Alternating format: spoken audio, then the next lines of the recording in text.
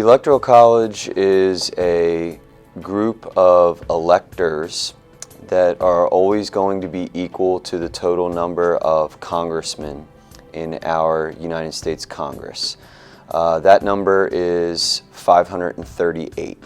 There's 435 members of the House of Representatives, 100 United States Senators, 2 for each of the 50 states, and Washington, D.C. is granted 3 electors for a total of 538.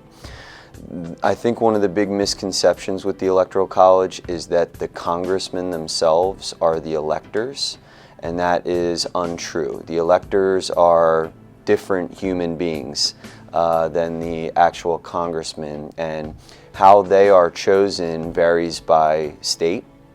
Each state is different. Some states, the electors themselves are handpicked by the Republican or Democratic Party.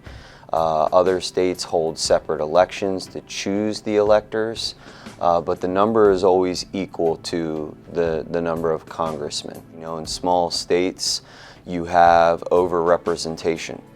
States like Rhode Island, where less than 1 million people live statewide, they really deserve less than the 3 electoral votes that they get, but 3 is the minimum. And those states don't deserve 3. They might only deserve 1, you know, if that. So because they have 3, their residents are overrepresented, and as a result, the total pool is finite, 538 possible. So the big states are underrepresented. The issue of underrepresentation versus overrepresentation is a common criticism of the Electoral College. The electors are theoretically supposed to vote how their state's popular vote goes, whoever wins the majority in their state, but there are those that do not. They vote contrary to that. It's never swayed the outcome of the Electoral College yet, but it's conceivable that it could, and some would say that that's a flaw in the system.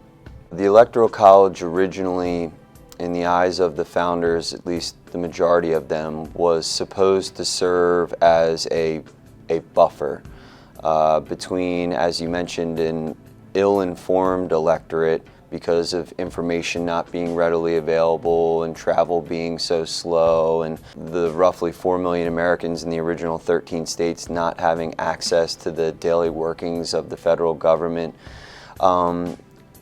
It was intended to be a deliberative body, believe it or not. In fact, Alexander Hamilton called it a deliberative body, that if the popular vote were to choose someone that was unqualified for the position, that the Electoral College could conceivably save the American people from that mistake.